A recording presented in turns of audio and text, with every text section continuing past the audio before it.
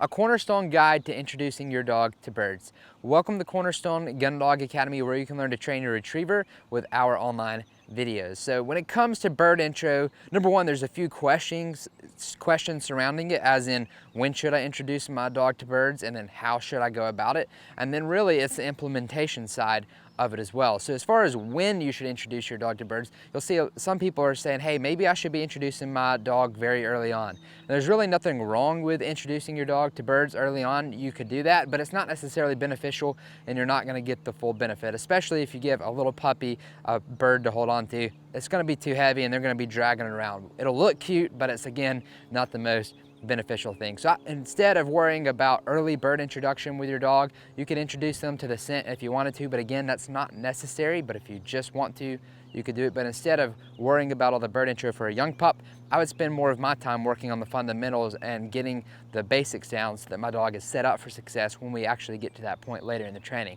Now, let's say you do that and you get all the basics down and you get to the point of training when it's time to introduce your dog to the bird. How do you really go about that? And the way we like to go about it is we start off real simple, real easy. Number one, we take the bird wings, whether it's a duck, a goose, or pheasant, whatever the bird is we're retrieving, and we actually put them to the bumpers, tape them to the bumpers that we have been retrieving with up until this point. So simply just tape a bird wing on there and then let them smell the bird wing, and then start getting them comfortable and teach them how to hold on to the bumper with a bird wing. And you can do one side without a bird wing so that they can easily grab onto it, and then the other side you can flip over and then teach them to hold on to that side as well with a bird wing so that they get comfortable with feathers in their mouth. And when you first introduce it, it's not necessarily going to go perfect. They're not just going to grab onto it like they've been doing into training up until this point. It takes them a little time to get the hang of it because it's new, and that's just all part of the process. Now, once you get your dog comfortable retrieving and having the bird wings on the bumpers and they're starting to get the hang of it, then you can actually bring out the bird.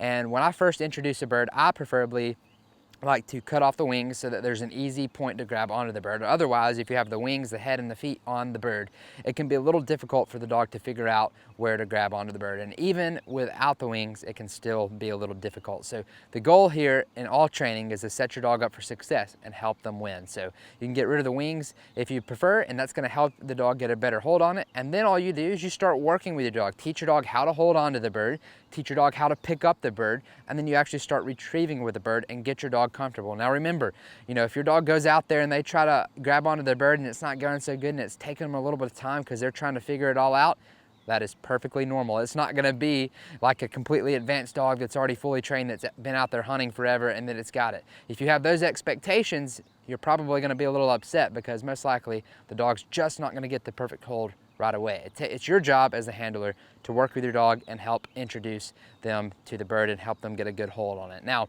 once you do that and you've practiced a lot of training, you put the wings on there and you've practiced a lot of retrieving with the bird and they get the hang of it, you have then introduced your dogs to birds or cold game, which is frozen.